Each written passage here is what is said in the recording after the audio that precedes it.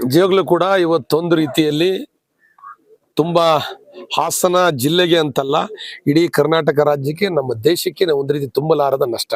ಸಾಹಿತಿಯಾದಂಥ SL. ಭೈರಪ್ಪನವರ ಸಾವು ಅತೀವ ದುಃಖ ತಂದಿದೆ. ಅದರಲ್ಲೂ ಕೂಡ ತುಂಬಾ ವಿಶೇಷವಾಗಿ ಹಾಸನ ಜಿಲ್ಲೆಯ ಶಿವರೂರು ಅಂತಕ್ಕಂಥ ಸಂತೆಶಿವರೂರು ಅಂತಕ್ಕಂಥ ಗ್ರಾಮದಲ್ಲಿ ಜನಿಸಿ 1934 ಜುಲೈ 26ರಂದು ಜನಿಸಿ ಸುಮಾರು 91 ವರ್ಷಗಳ ಕಾಲ ಜೀವಿಸಿ, ಆ ಜೀವಿತ ಸಂದರ್ಭದಲ್ಲಿ ಕಲೆ, ಸಾಹಿತ್ಯ, ಬಹುತೇಕ ಪದ್ಮಭೂಷಣದಿಂದ ಹಿಡಿದು ಕನ್ನಡ ಸಾಹಿತ್ಯ ಅಕಾಡೆಮಿಯಲ್ಲಿ ಕೊಡ್ತಕ್ಕಂಥ ಅತ್ಯುನ್ನತ ಗೌರವ ಕೂಡ ಅವರು ಪಾತ್ರಧಾರರಾಗಿದ್ದಾರೆ.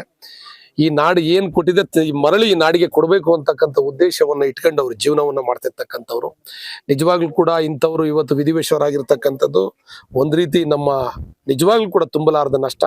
ನಾನು ಭಗವಂತನಲ್ಲಿ ಪ್ರಾರ್ಥನೆಯನ್ನ ಮಾಡ್ತೀನಿ ಅವರ ಕುಟುಂಬಕ್ಕೆ, ಮತ್ತೆ ಈ ರಾಜ್ಯದ ಜನತೆಗೆ, ಈ ದೇಶದ ಜನತೆಗೆ, ಅವ್ರನ್ನ ಕಳ್ಕೊಂಡಿರ್ತಕ್ಕಂಥದಕ್ಕೆ ಅವ್ರಿಗೆ ಆತ್ಮಕ್ಕೆ ಶಾಂತಿ ಸಿಗ್ಲಿ, ಮತ್ತೆ ಅವ್ರ ದುಃಖವನ್ನ ತಡ್ಕೊಳ್ತಕ್ಕಂಥ ಶಕ್ತಿಯನ್ನ ಭಗವಂತ ಕೊಡ್ಲಿ ಅಂತೇಳಿ ಪ್ರಾರ್ಥನೆ ಮಾಡಿ.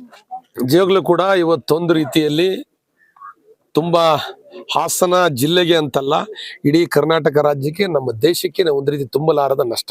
ಸಾಹಿತಿಯಾದಂಥ ಎಸ್.ಎಲ್. ಭೈರಪ್ಪನವರ ಸಾವು ಅತೀವ ದುಃಖ ತಂದಿದೆ. ಅದರಲ್ಲೂ ಕೂಡ ತುಂಬಾ ವಿಶೇಷವಾಗಿ ಹಾಸನ ಜಿಲ್ಲೆಯ ಶಿವರೂರು ಅಂತಕ್ಕಂಥ ಸಂತೆಶಿವರೂರು ಅಂತಕ್ಕಂಥ ಗ್ರಾಮದಲ್ಲಿ ಜನಿಸಿ 1934 ಜುಲೈ 26ರಂದು ಜನಿಸಿ ಸುಮಾರು 91 ವರ್ಷಗಳ ಕಾಲ ಜೀವಿಸಿ, ಆ ಜೀವಿತ ಸಂದರ್ಭದಲ್ಲಿ ಕಲೆ, ಸಾಹಿತ್ಯ, ಬಹುತೇಕ ಪದ್ಮಭೂಷಣದಿಂದ ಹಿಡಿದು ಕನ್ನಡ ಸಾಹಿತ್ಯ ಅಕಾಡೆಮಿಯಲ್ಲಿ ಕೊಡ್ತಕ್ಕಂಥ ಅತ್ಯುನ್ನತ ಗೌರವ ಕೂಡ ಅವರು ಪಾತ್ರಧಾರರಾಗಿದ್ದಾರೆ. ಈ ನಾಡು ಏನ್ ಕೊಟ್ಟಿದೆ ಮರಳಿ ಈ ನಾಡಿಗೆ ಕೊಡಬೇಕು ಅಂತಕ್ಕಂಥ ಉದ್ದೇಶವನ್ನ ಇಟ್ಕೊಂಡು ಅವ್ರ ಜೀವನವನ್ನ ಮಾಡ್ತಿರ್ತಕ್ಕಂಥವ್ರು.